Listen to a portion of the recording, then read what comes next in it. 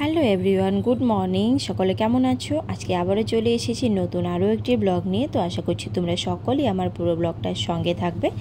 তো দেখতেই পেলে বিছানা গোছানো কমপ্লিট, আর আজকে সকলেই ঘুম থেকে উঠে গেছি খুব তাড়াতাড়ি।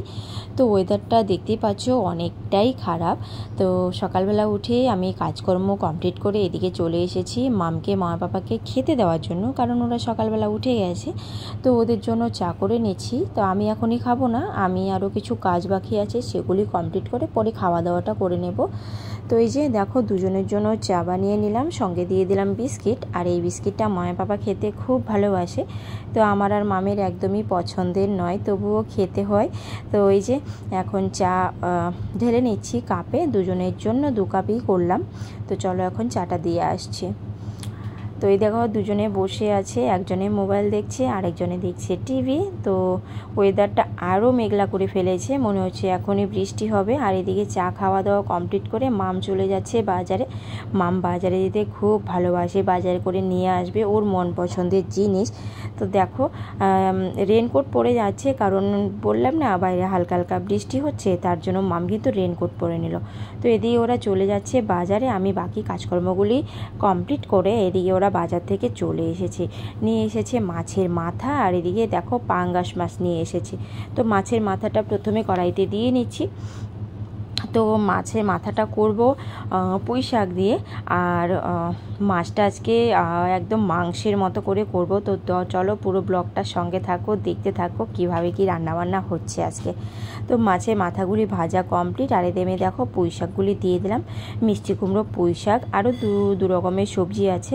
তো সেগুলি দিয়ে মাছের মাথা দিয়ে খুব ভালো করে একটা চচ্চড়ির মতো করে করব। তো সব মশলাপাতি দিয়ে একটু ঢাকনা দিয়ে ঢেকে রেখেছিলাম। তো কিছুক্ষণ পর দেখো ঢাকনাটা উঠিয়ে দেখি সব সবজি সুন্দর গলে গেছে। তো এখন মাছের মাথাগুলি দেখো আমি একটু ভেঙে দিয়েছি। তো আবার একটু নাড়াচাড়া করে দেব যেন মশলার সঙ্গে সুন্দরভাবে মিশে যায়। তো কিছুক্ষণ নাড়াচাড়া করার পর এদিকে দেখো আমি কুচো কুচো করে ধনে পাতা কেটে রেখেছিলাম, তো সেগুলি দিয়ে এখন একটু নাড়াচাড়া করে নামিয়ে নেব। তো মাছের মাথা তো চচ্চড়ি রেডি। আর এদিকে আমি এখন মাছের পাঙ্গাস মাছটা করব। তো এই দেখো এটা কিন্তু মাংস নয়, একদম মাছ, মনে হচ্ছে মাংসের টুকরো কিন্তু মাছের টুকরো। এটা সুন্দর করে দেখো ডুমডুম করে কেটেছে। মাছ ভাজা কমপ্লিট, আর আমি একদম আলুটার সঙ্গে ভেজে নেব। তো আজকে মাছের কালিয়া হবে মাংসের মতো করে। তো দেখতে থাকো তোমরা রেসিপিটা। তো আলুটা প্রথমে ভেজে নিয়েছি, তো একটা শুকনো লঙ্কার তেজপাতা দিয়ে দিলাম।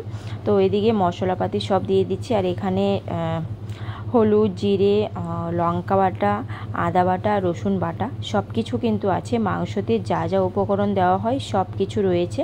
তো দিয়ে আবারও আলুগুলি ছেড়ে দিলাম। তো আলুগুলির সঙ্গে মশলাটা সুন্দরভাবে কষিয়ে তারপরে দেখো পরিমাণ মতো জল দিয়ে দিচ্ছি। যেহেতু এটা মাংস নয় মাছ, তো এতটা কষাতে হবে না, শুধু মশলাটা কষালেই হবে। তো এদিকে ঝোলটা ফুটে ওঠার অপেক্ষা, তারপরে আমি মাছগুলি এদিকে ছেড়ে দিয়েছি। ঝোলটা অনেকক্ষণ ফুটে গেছে। তো এদিকে একটু গরম মশলার গুঁড়ো দিয়ে দিলাম নামানোর আগে। এই তো রান্নাবান্না রেডি, আর খেতে দারুণ লাগে। তো চলো তোমরা কে কীভাবে ট্রাই করেছো কমেন্ট করে অবশ্যই জানিও। তো মাছের ঝোলটা তো হয়ে গেছে, এখন নামিয়ে রান্নাঘরটা পরিষ্কার করে নিচ্ছি, তারপরে কথা হচ্ছে। তো রান্নাবান্না কমপ্লিট। এই দেখো বৃষ্টিটা এই সবে কমেছে, সকাল থেকে আবার বৃষ্টি নেমেছিল। তো রান্নাবান্না কমপ্লিট করে গ্যাস মুছে সব কিছু ঠিকঠাক করে রেখে দিলাম। চলো দেখি মাম কি করছে। তো এখন আমরা খেতে বসবো, মামেরও স্নান হয়ে গেছে অলরেডি। এই দেখো মাম, চলো এখন এই যে মাম টিভি দেখছিল, তো আমরা এখন খেয়ে নেব। এখন বাজে 3টে বেজে গেছে। তো এখন খাওয়া দাওয়া করে তারপরে মামকে টিউশনে দিয়ে আসতে হবে, মামের টিউশন আছে বিকেলবেলা। তো চলো চটপট খাওয়া দাওয়াটা করে নিয়েছি। আর রান্নার রেসিপিটা কেমন হয়েছে, আমার তো দারুণ লাগে খেতে। আমি আগে খেতাম না, কিন্তু যবে থেকে আমি বিয়ে হয়ে এ বাড়িতে এসেছি তারপরে পাঙ্গাস মাছ এভাবে রান্না করে খেয়েছি। মামের পাপা প্রথমবার আমাকে রান্না করে খাইয়েছিল, তারপরে আমি ওর থেকে শিখে নিয়েছি, আর এখন আমি নিজে রান্না করি, আর খেতে কিন্তু দারুণ লাগে। তো তোমাদের কার কার ভালো লাগে অবশ্যই আমাকে কমেন্ট করে জানিও। তো এখন আর কথা বাড়াচ্ছি না, খাওয়া দাওয়া করে নিচ্ছি, পরে একবারে তোমাদের সঙ্গে কথা হচ্ছে। তো এবার খাওয়া দাওয়ার পালা। মামকে জিজ্ঞেস করছিলাম মাম কেমন হয়েছে, মাম তো বলছে দারুণ হয়েছে খেতে। তো মামের পাপাকেও জিজ্ঞেস করছিলাম, মামের পাপা তো একদম চেটে পুটে খেলো। তো আমি আগে চচ্চড়ি দিয়ে খেয়ে নিলাম। তো এখন দেখা যাক, মাছের ঝোলটা নিয়ে নিচ্ছি, কালিয়াটা একটু লেবু চটকে নিলাম। কি দারুণ লাগছিল খেতে, সত্যিই দারুণ লাগছিল। তোমরা কে কে এভাবে পাঙ্গাস মাছের কালিয়া খেয়েছো কমেন্ট করে অবশ্যই জানিও। তো আজকে এখানেই বিদায় নিচ্ছি, টাটা।